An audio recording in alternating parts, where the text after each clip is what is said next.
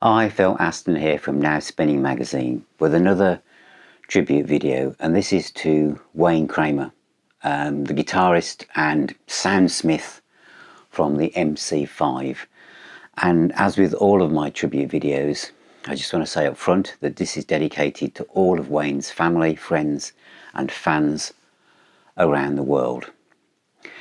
With these tribute videos, I focus on my own experience of how the music or the musician has connected with my life.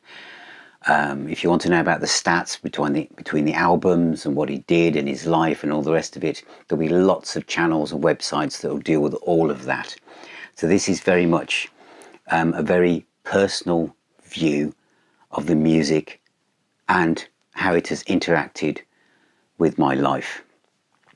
The MC5 entered my life around the kind of mid-70s mark. I left school in 1975 and I was absolutely crazy about music. I still am, obviously. As I was an older kid at school, I was kind of immersing myself in as much music as I possibly could. So I was growing up with Black Sabbath, Led Zeppelin, Deep Purple. I was hearing about bands like Wishbone Ash. I'd grown up also with Slade and Sweet and Alice Cooper, David Bowie. There was lots of things going on around me. Montrose, Jimi Hendrix, lots of things that I was aware of. Free, Bad Company.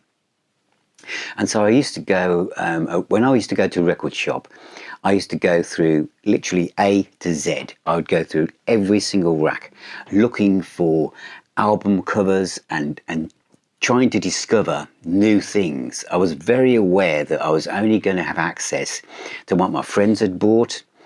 So if my friends bought a Bachman Turner Overdrive album, I was introduced to Bachman Turner Overdrive and stuff like that, Romy Trower, etc. It was all like that, but I was very conscious that my musical kind of landscape was still quite narrow.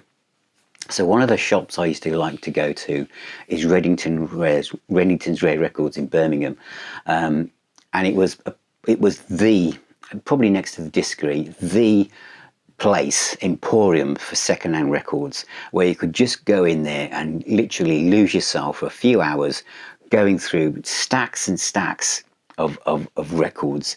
And although Reddington's had a reputation for lots of things being really expensive, they also had tons of stuff that was about £1, £1.50.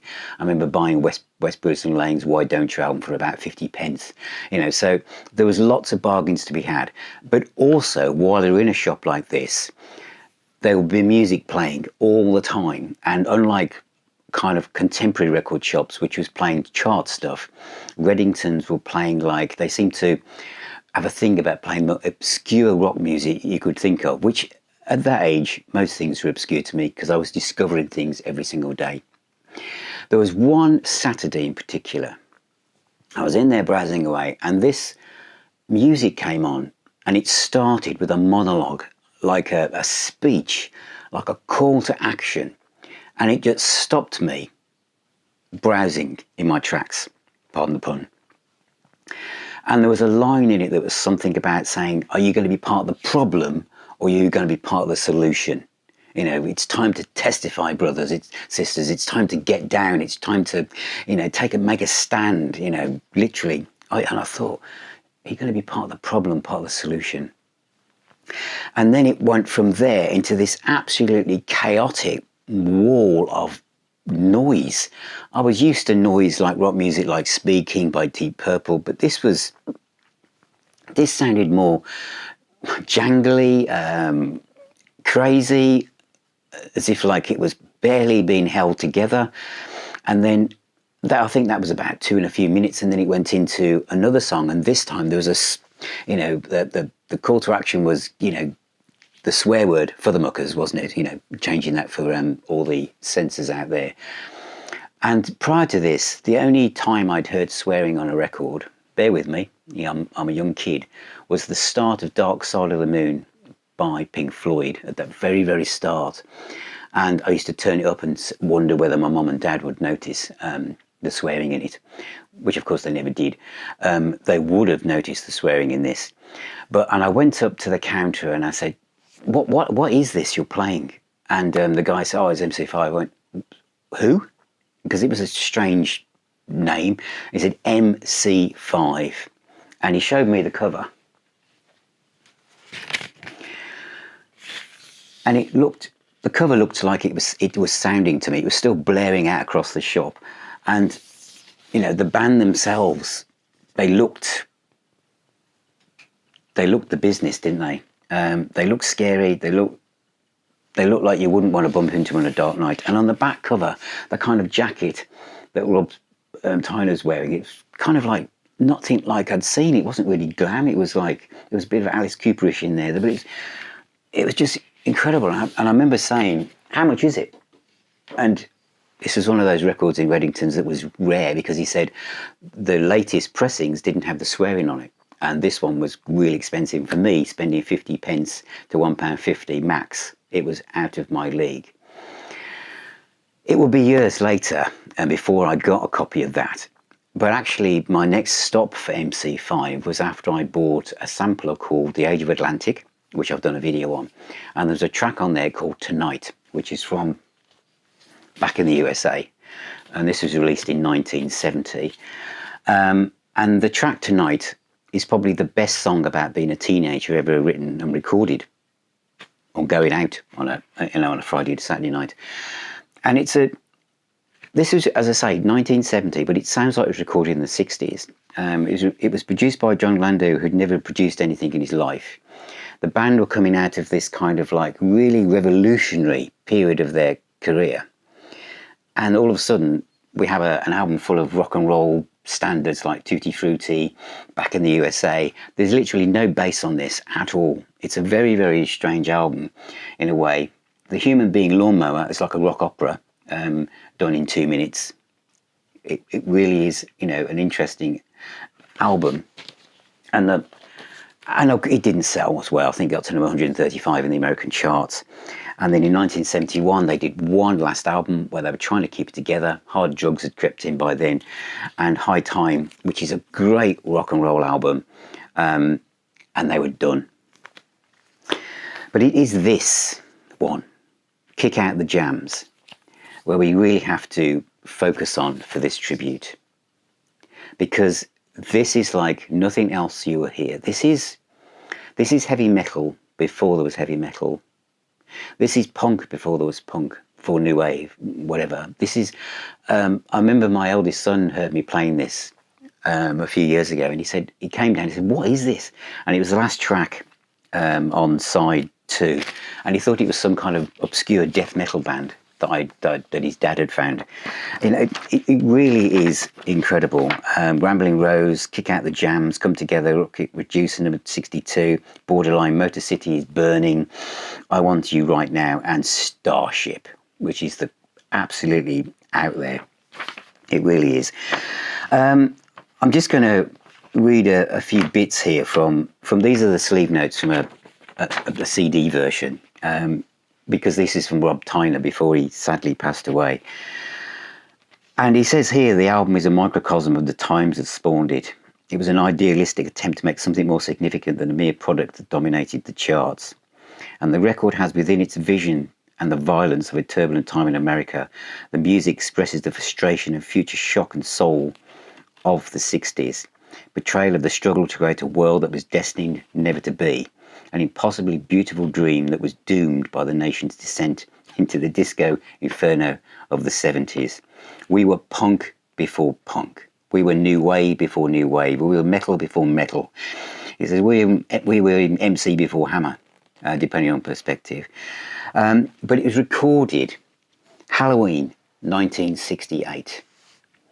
And I think that's also incredible. This is before Led Zeppelin. This is recorded, it came out in 69. But you won't hear a live album as raw and as full of angst and exuberance of youth and what could be than this album. And for anyone younger watching this video, this music, this album works now. You know, are you going to be part of the problem or the solution? It just transfers across every time. Turn on the news, watch that for 5 minutes, and then put this album on, kick out the jams. It's exactly the same. Nothing has changed. It is absolutely one of the most exciting live albums ever laid down, and it's not like anything else. It's nothing like nothing else at all. As it said, I'll continue what Rob said. It was returned to me now to Halloween night 1968. Jack Holtzman and Bruce Botnick, obviously the Elektra guys, laid this down, and it's absolutely incredible. Wayne Kramer, Fred Smith tuned their atom smasher guitars, resplendent in sequins and spangles. Drummer Dennis Thompson, bassist Mike Davis prepare themselves for the manic exertions to come. I can feel the music has been working all of our lives when the MC5 unleash sonic fury and devastate the cosmos with mega bursts of thunder. Come dance beside me in the snake pit of wires and the grande stage while the cataclysm explodes like a missile strike all around us. Watch the light show roll and flare, swirling all over the walls and ceiling, flashing off the mirror ball in a billion shards of glare. Feel the excitement of the crowd as they let the sound wash over them in a gigantic tidal wave, wiping out the last shreds of civilization and leaving them in a state of sweaty, primal oneness. We rode the roads together. It was brutally hard slog. We fought the fights and suffered the slings and arrows, and still we won our share of victories in the great battle of the bands. A lot of things have changed since the recording of this album. Some things are changed forever, but if I could speak to you now from the unity we once knew, I think we'd say, people of tomorrow, from the deep past, we salute you. Thunder in the night forever. Rob Tyner, 1991. It is a classic album, and there are that speech. Yes, sometimes you need that language, the language that's used, because it's grabbing you, pulling you into the kind of world that this inhabits. And it must have been a wild night when you get to side 2 and you get past Motor City is Burning, and I Want You Right Now to Starship, 8 minutes. It's psychedelic. It's like nothing else. These people were kind of like explorers, but that opening speech sets the tone for a time and a band that is completely unique to the times. Stay alive with the MC5. 3 unique albums, each different to each other, all of them essential, but this one for everyone is one of the best and most original live albums you'll ever hear. This is a guitar plugged into an amp, and in the hands of the right person with the right attitude and the right vision and the sense of wonder, shows what guitars can do. So thank you for watching, and thank you for being here and listening and watching. Music is the healer and the doctor. All of you, please take care, keep spinning those discs, and I shall see you all very, very soon.